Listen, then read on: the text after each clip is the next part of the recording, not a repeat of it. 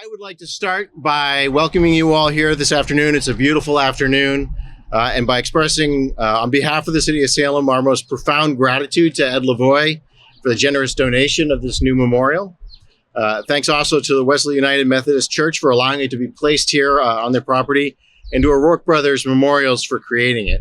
I want to recognize we have a number of city councilors with us. Thank you for joining us. We have Councilor Tim Flynn, Councilor Caitlin Jalapa, Councilor Andrew Smith, and our City Council President, Alice Merkel, who will be speaking momentarily. You can clap for the City Council, that's fine. In February 1775, 300 British soldiers marched through the streets of Salem to confiscate colonial arms. They were stopped at this spot on the edge of the North River, thanks to the bravery of the people of Salem.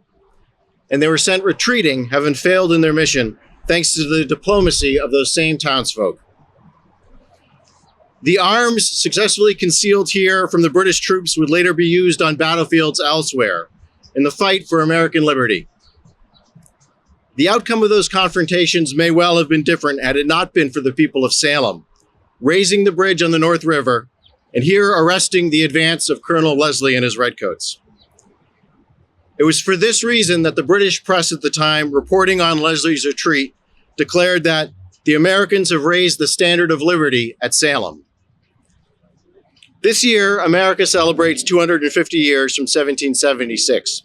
But here in Salem, the site of the first meeting of the Massachusetts Provincial Congress and of Leslie's retreat, our fight against tyranny began all the much earlier.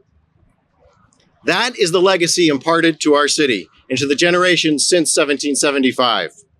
It's a legacy of resistance, of standing up for your neighbor and for the self-determination of a free people governed not by kings, but by themselves.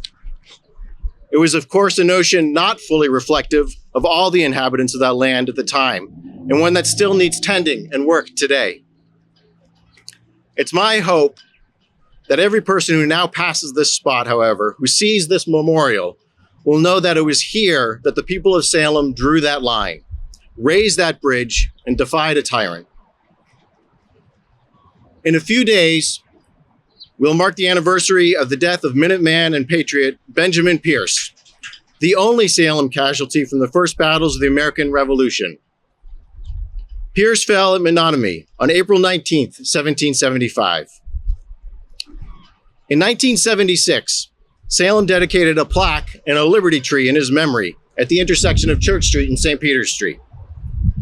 After 50 years, the tree has unfortunately not survived.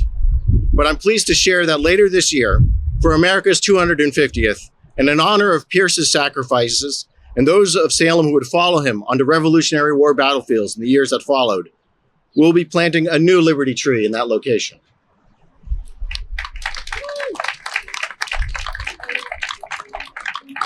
Where we stand on this corner was once the home of Benjamin Pierce.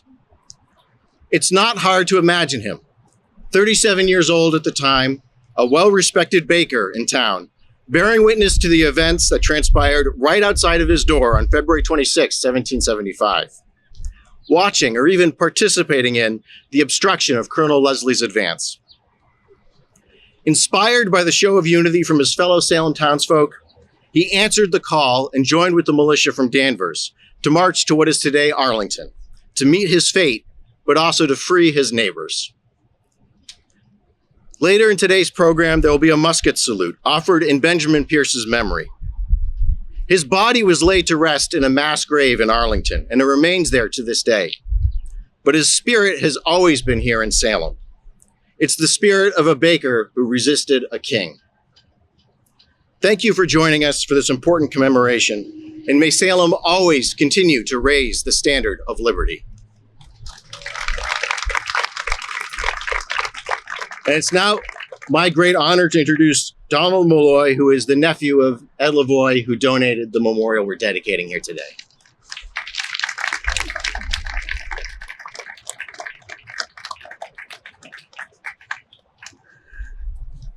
Thank you, Mayor Pangala. My uncle, Ed Lavoie, he's still with us, but he's in Arizona and he couldn't travel to be with us. My family, the Lavois, have been part of Salem for generations. After the Great Salem Fire in 1914, they lived in like a barn, not a nice barn, for like a month before they were relocated. There was a lot of stories about from the Depression on that were told like with pride about how they went on. Uncle Ed was a graduate of Salem High School, and then he got a degree in accounting from Bentley, and he had a CPA practice right here on Washington Street. He eventually relocated to Arizona. He started on this monument about 4 or 5 years ago. He's very grateful to the help of Gabe Rossi from O'Rourke Monuments, the city of Salem. And I've shared with him the result of his work and the vibe you get as you walk by here. He's not wealthy. So this was a big thing, and it was something he really wanted to do. And I'm happy to report he has no regrets, and he's very happy with the result. I'd like to introduce Jeff Schwartz.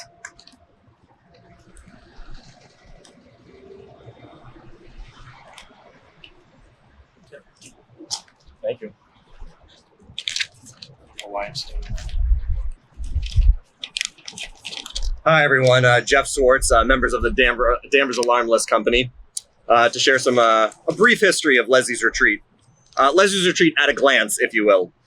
The events of February 26, 1775 were a significant escalation in the lead up to the beginning of the American Revolutionary War. As tensions increased in the New England colonies following the closure of the port of Boston in early summer 1774, British troops and colonial militias both moved to secure the local black powder stores for their own use. An overnight operation by the British troops captured the Massachusetts Provincial Militia's powder stores in Somerville on September 1st. After powder and cannons at the Tory-held Fort William and Mary in Portsmouth, New Hampshire were seized and relocated by Patriots in December, Governor General Thomas Gage knew another mission would be needed to prevent additional caches from falling into the hands of the colonial militias. It was early on a Sunday morning, February 26, 1775, when Lieutenant Colonel Alexander Leslie of the 64th Regiment of Foot embarked a ship from Castle Island in Boston Harbor with orders to confiscate cannons that Salem militia had recently secured. In the early light of this cold February morning, Leslie's approximately 300 regulars conducted a disciplined, orderly landing in a small cove near the town of Marblehead. It wasn't long before the townspeople of Marblehead noticed and sent a rider ahead to Salem with word of the landing. By the time Colonel Leslie arrived in Salem, the church bells were ringing and the people had poured out into the streets in curiosity. David Mason, the man responsible for the cannon's presence in Salem, rushed to raise the drawbridge across the North River, preventing the British access to where the cannons were secured. The British troops marched right up to this very spot, followed by a very large rabble of Salemites down this very street, who formed up surrounding them and upon the bridge that was leading across the river.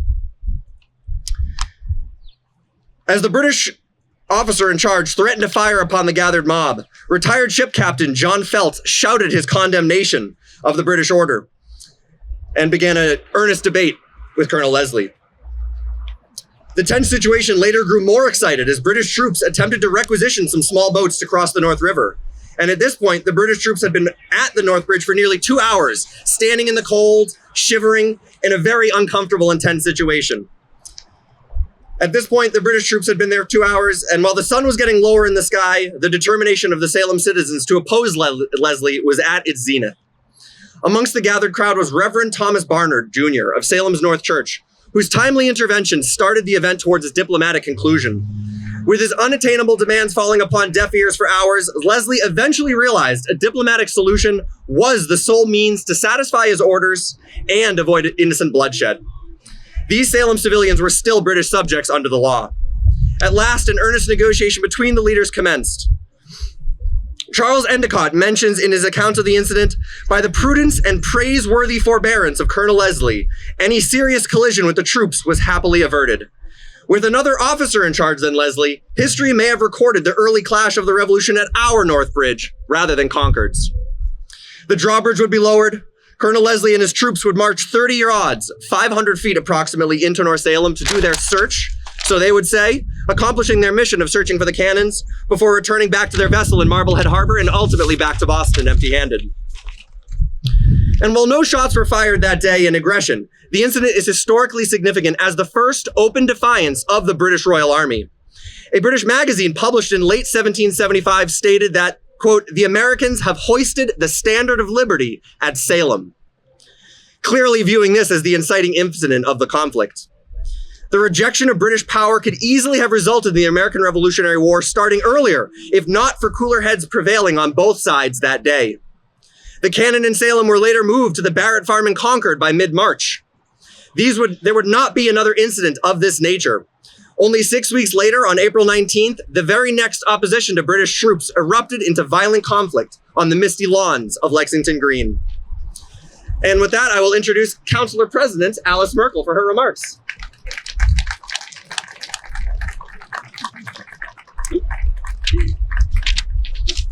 Thank you, everyone, and welcome. And thank you to Ed Lavoie for donating the memorial to the city, and Wesley United for finding a place for display, and O'Rourke Brothers Memorials for the monument.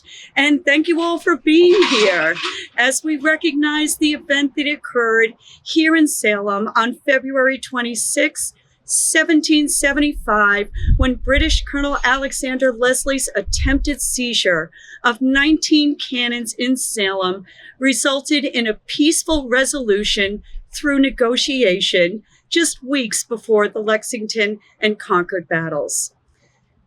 This confrontation was the first armed resistance to British authority by the colonists leading up to the American Revolution. I think about the bravery that Salem residents showed in standing up to authority, and how that same spirit is integral to our city and our democracy today. Leslie's Retreat is about standing up, holding your ground, and always working towards peaceful resolution.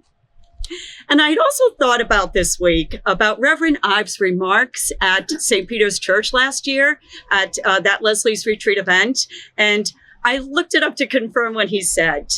And he had said, "What a glory to behold that simple, fiery men riled up by the events of their day could still find it within themselves to keep the peace. May we have that same spirit of success in our own turbid time." Thank you. Thank you so much. And this event today and this history is an integral part of our journey throughout this year, Salem 400, recognizing and celebrating our extraordinary Salem history as a community and the connections we share between our past, our present, and future as we commemorate our quadricentennial. And thank you all for being here again. This is just terrific. It is now my pleasure to introduce Pastor Rob Parody from Wesley United Methodist Church.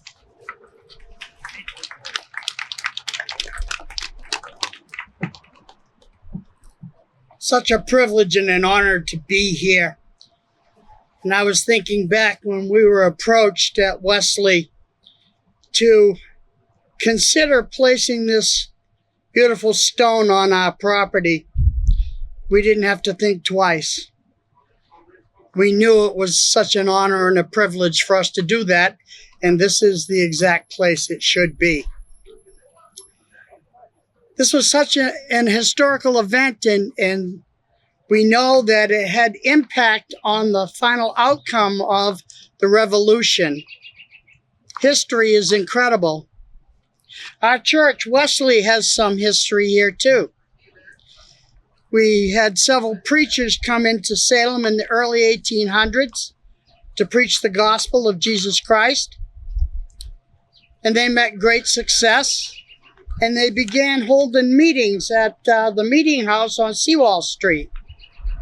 But they quickly outgrew the meeting house, and they built this incredible structure here in 1888 and 1889, and it was dedicated on April 25th, 1889. It withstood that awful fire of 1914 here in Salem, and it still stands and is now a member of the Historical Register of Historical Buildings. And this is just great history coming together. Leslie's retreat had such impact, and Wesley United Methodist Church has also had impact on our city, this great city of Salem. So I want to thank you all for being here. I want to thank everyone for the invitation. We are going to experience a musket volley right over here on my right, on your left.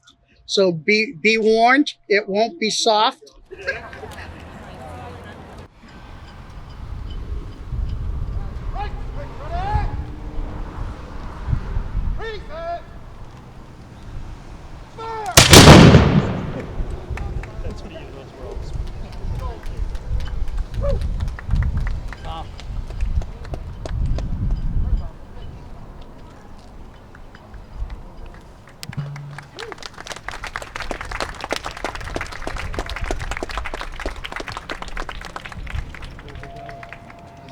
So I do want to thank you all again for being here.